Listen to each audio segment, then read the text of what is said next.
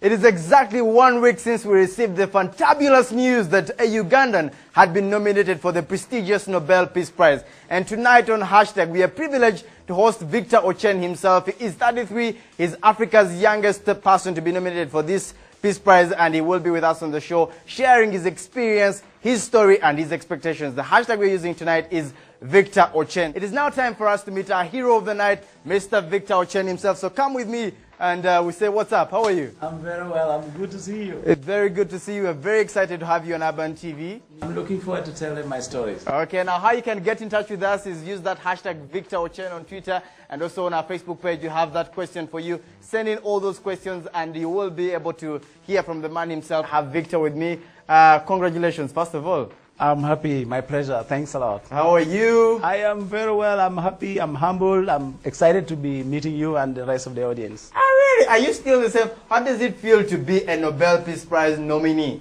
It's humbling. I feel so humbled, but also at the same time, a lot of responsibilities ahead. Okay. It has come quite early, so we need to work towards. There's so much responsibility attached to. And I'm also excited about, we're doing our humble work at the local community level. Little did we know that was going to take us to this international platform, which is quite exciting. And yes, I'm happy. I'm very happy. I'm so excited about the nomination. My team were dancing. My father was asking, what is it? I know so many people are asking about the Nobel Peace Prize, but I'm glad you talked about your father. We'll be talking about your family and who you are. But very fast, where have you been? I have been to Lira. Sometimes I'll go to Aleptong. I'm originally from Aleptong. Abia is my home where I was born. And I studied in Lira. I lived in Lira. I came to Kampala. My first time to Kampala was in 2002. Okay. And since then, I've been commuting between Kampala, Lira, and also my work has been taking me a lot out of the country. A lot of people think I'm a lawyer. I'm not a lawyer. Oh!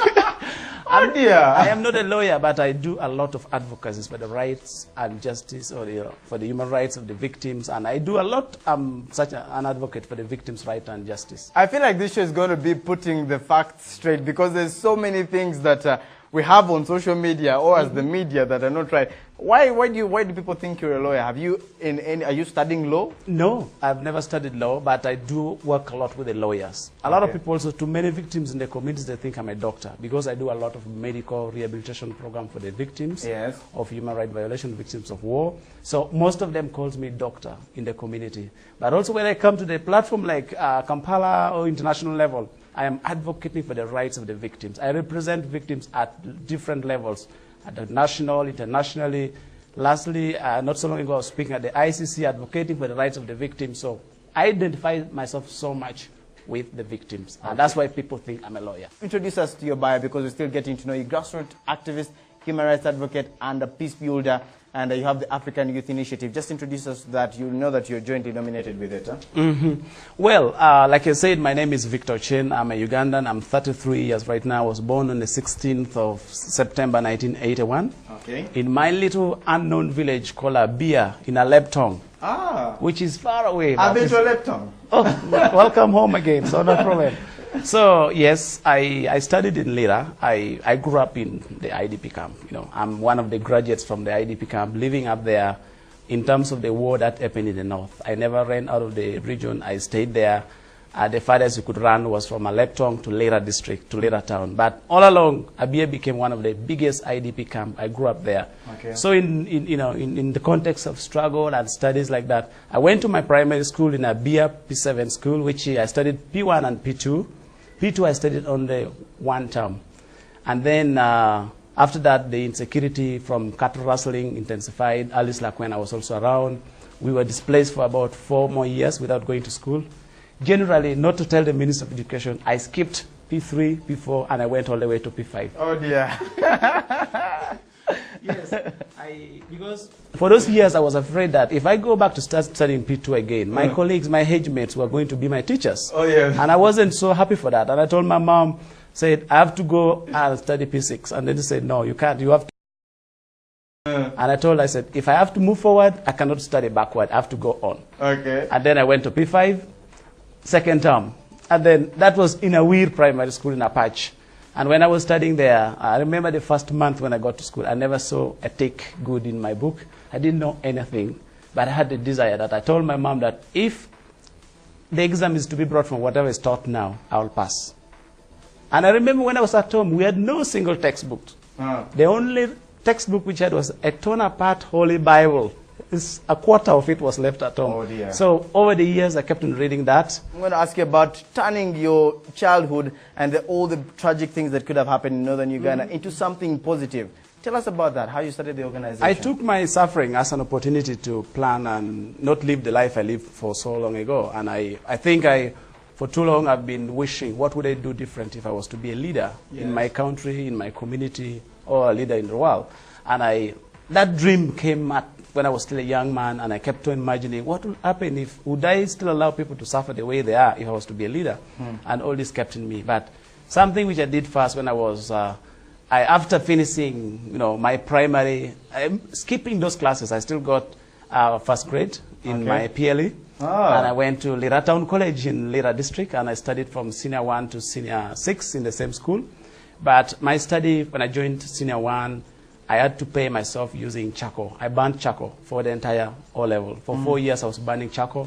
I must confess, I cut a lot of shea trees to raise money to pay school fees. I would pay a quarter of it because really it's a lot of work to raise money to pay school fees of 47,000 was a lot of money. But still, I managed it, and I struggled for over years and years. But again, my first time to wear shoes, I was in Senior 2. Senior 1, I started using the tire, the car tire. Lugabire? Lugabire. Okay. Yes.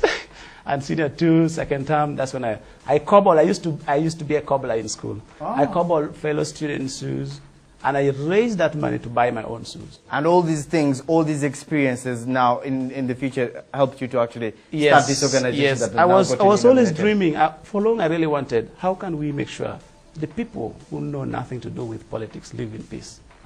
Majority of us, the mass majority of the population in Uganda that want to live in peace. And we need to create that platform. So, certainly, I formed Peace Club in school.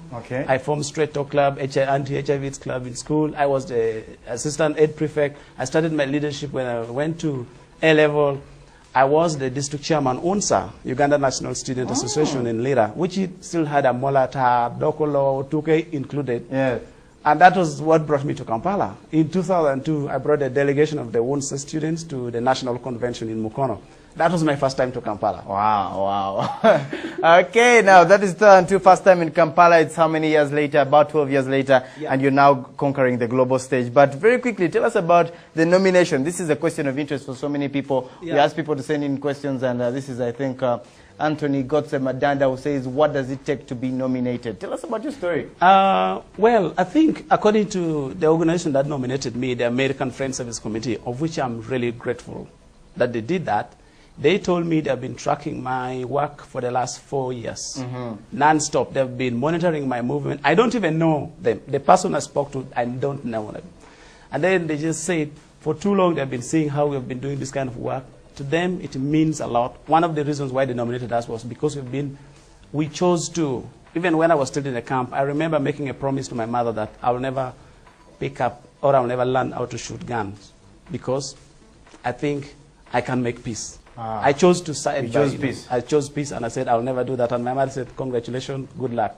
So when we started doing the work, we started African Youth Initiative Network in 2005 in Lira, purposely to help us mobilize the young people who were abducted and they returned home. They were frustrated. Some of them were voluntarily going back. And then we thought the best thing to do is to bring these kids, talk to them, try to heal them. But again, as we're doing our work for over time, quickly we could find that when you define peace, peace is not just talk. People to meet and forgive and all that. It needs answering the questions of someone who is affected by the war. We had people who were injured, women who were raped, and they were in sincere need of assistance. And wherever we could support them, we started riding bicycles. Our team started riding bicycles to mobilize these people, to bring them to the health centers where they could get treatment voluntarily. I did that, my friends did that, my colleagues did that. And then for all these years riding bicycles, and people, what are you doing? You're not studying even to be doctors. Why are you doing what you do? How is the connection, what's the connection between health assistance to victims of human rights violation and peace. And then we had to do this. So our medical rehabilitation program, which started way back in 2006, 2007, to date we have provided very intensive reconstructive surgical rehabilitation to at least 5,000 victims, women, children, men whose lips, nose were cut off, women were sexually abused. And also we have supported so many kids who couldn't go back to school to go to school. But also we've been very strong advocates of the rights of the victims. We want justice done, just for the victims. And that was Victor Ochen. He's nominated for the Nobel Peace Prize, and we were happy to have him on the show. He will be on the show tomorrow, extending this conversation to how us as Ugandans can take advantage of this Nobel Peace Prize to actually have a conversation about Ongwen, about war, about peace, and about human rights. But he will be on the show tomorrow, and that is all we had for you on the show today. The hashtag is Victor Ochen, and this show was proudly powered by Vodafone Uganda.